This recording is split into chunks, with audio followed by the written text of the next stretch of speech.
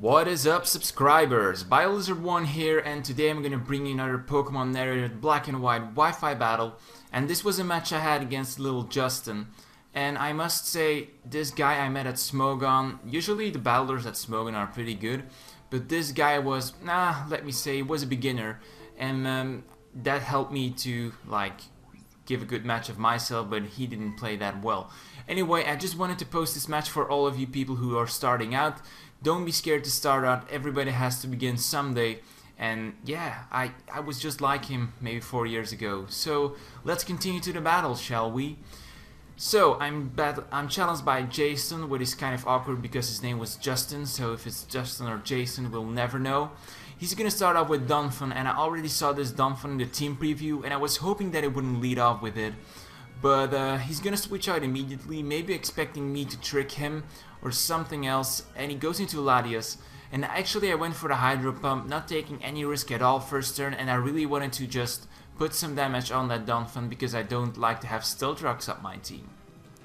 Obviously Hydro Pump is not going to do that much of damage to that Latias, and I'm just gonna switch out into my Tyranitar, hoping to scare him off with a Pursuit Trap. I'm not carrying that Pursuit Trap at all, so I'm just trying to scare him off.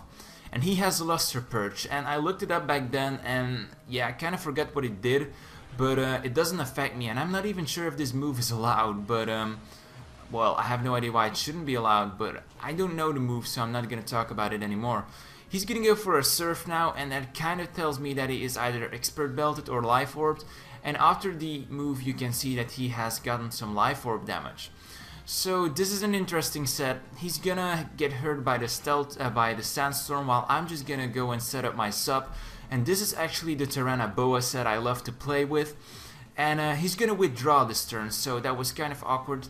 But he's gonna go into Heatran, and I was just predicting him to stay in, or just switch out into Donphan maybe, and I just wanted to break Donphan's sturdy ability just by going for Crunch, not predicting too much that I'm a Boa set. But he switches out into a Heatran, and that is just fine by me. My Tyranitar is packed with Focus Punch, so I'm pretty sure that one Focus Punch will be able to do a decent amount of damage on this Heatran, if not kill him. It always depends on what kind of Heatran this is, of course, since Focus Punch isn't stab on my Tyranitar. Anyway, he's gonna go for Lava Plume. Strange move, but it isn't very effective damage on me. It is physical, and I'm especially defensively orientated, but yeah, it still doesn't do enough to threaten me or scare me, so I'm just gonna sit here again, hide behind my sub, and hope that a second Lava Plume doesn't take out my sub. And luckily for me I didn't go for another sub because he decides to switch out into Donphan. But I just decided to go for another Focus Punch, and that's what I'm gonna do. I'm gonna hit the incoming Donphan, and it's gonna do a good amount of damage to him. It actually did more than I predicted, because against Heatran it only did the same amount, and to Heatran it's super effective. But the reason why I did so much here is because I got a critical hit, so that's fine by me. Sorry about the crit, man.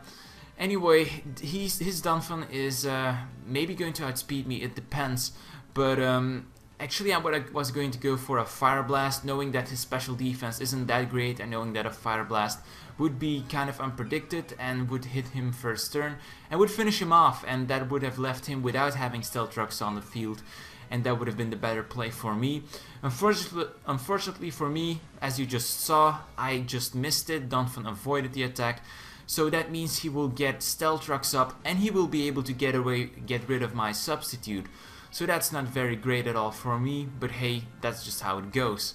So like I said, my substitute fades, and I'm gonna hit him with a Focus Punch right now. Donphan is gonna die, but I'm also going to lose my precious sub. If it can kind of comfort me, I'm at an amount of health where I can switch in my Tyranitar with relative ease, not fearing any one-hit KO or something. So that's a thing that I'm very fond of. He's gonna switch back into Latias, and I predict him to go for another Surf. And Life Orb Surf, even though I'm carefully orientated, is going to do a huge ton of damage, but I really don't want anything else on this team to take the damage. So I'm just figuring, hey, I'm just gonna let Tyranitar take it, and I'm just gonna finish off this Latias with a Crunch, and then I'm rid of it. So that's what I'm gonna do. I'm gonna Crunch him. Latias is going to take that damage, and it's going to finish him off, obviously, because Tyranitar Yeah, it's a Tyranitar and he's a Latias, so it's only logical that he died there. Anyway, Tyranitar is on Rampage course right now, and he sends out Scissor, and Scissor is actually a very good switch in against Tyranitar, because the only thing I can do now is switch out into a physical wall of mine, and that is my Hippowdon named Spasmomon, and he's just gonna U-turn. Luckily for me, it's not going to do that much of damage, most due to the fact that my Hippowdon is impish nature and fully invested in defense. And he's gonna switch out into Skarmory, and I was fearing that he would set up both Stealth Rocks and Spikes. If he did that, then I'm kind of in trouble.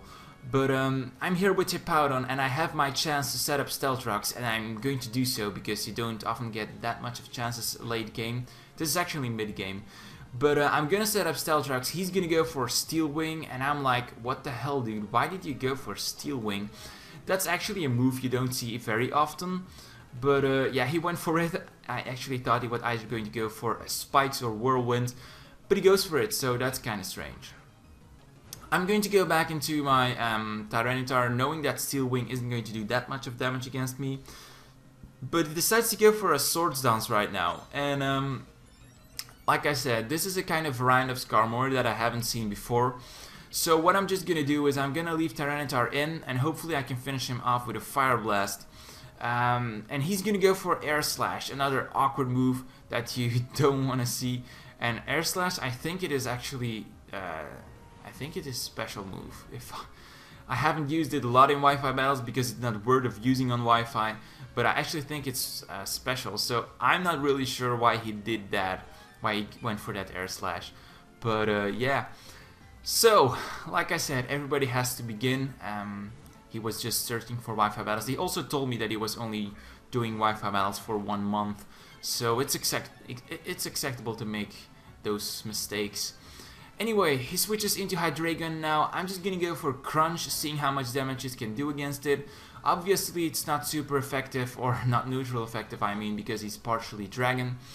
Here I was fearing that he would go for a Substitute, because if he went for it, then I might still have a hard time of defeating or working myself around this Hydreigon. But I'm just gonna switch out, and I'm just gonna go into my Concerta, my Rotom, and I'm just going to try either trick him or just gonna Volt Switch out.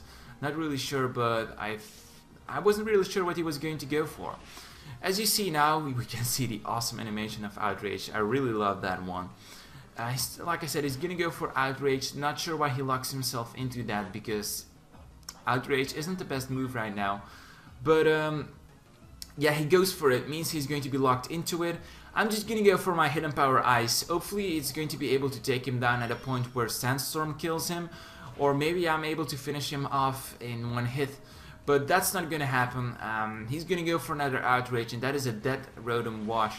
And we can once again observe the awesome animation, so that's cool. Anyway, Concerta is gonna faint right now, and he's gonna be confused. I'm gonna be able to switch out into my... what did I switch into again? Kinda forgot. Okay, let's wait for it then. I'm just gonna switch into my Epo, into my Terrakion. And I know that I'm probably going to outspeed him because Terrakion's speed is huge and I'm fully invested in it. So I'm just gonna go for a close combat, hoping to do as much damage on him as possible. Yeah, probably finishing him off. But he predicts that it goes into Scissor, and that was actually a nice prediction he went for. And close combat is not going to do that much of damage to Scissor. And he saw that greatly, because after close combat, I'm going to have my special defense and my defense drop, which kind of means that he's going to be able to revenge kill me with U-turn or Bullet Punch. So he kind of forces me to switch out here and get damage on something. So that's what I'm going to do. I'm going to switch out my Terrakion, and I'm going to bring Hippowdon back in, knowing that Hippowdon is going to be able to take pretty much anything the Scissor throws at me. So Scissor is going to go for a Bullet Punch as predicted, and Hippowdon is going to take that as a boss. Which means that I'm going to be able to have 1 free turn of hitting this Scissor. So that's just great for me. We have some after turn effects who are actually being annoying. He's going to withdraw Scissor right now and go back into his Skarmory. Skarmory wasn't at a good amount of health, and Stealthrox is eventually going to finish him off. Well, I went for a Roar if I'm correctly, because I wanted to, it was my intention to go into Hydreigon or Skarmory and get some Stealthrox damage on them, so that's awesome. Now Hippowdon is going to recover some hit points from leftovers. He's going to switch out into Heatran, and at this point I didn't really know what kind of Heatran it was, so I had to be a little bit careful. I thought, hey, he might overpredict and go for something else than Fire Blast, and that way I will be able to take him down with an Earthquake. But he doesn't, he goes straight for a Fire Blast, and my Hippowdon is going to die simply due to the fact that Hippowdon's special defense is pathetic. I'm going to switch back into my Terrakion, knowing that I will probably outspeed him if he is not Scarfed, and finish him off with a close combat. He predicts that I'm going to go for that, and he's going to switch back into his Scissor. Scissor is this time at this amount of health is not going to survive the incoming close combat, so he's going to die, and the only two Pokemon he has left on his team are Hydreigon and are Heatran.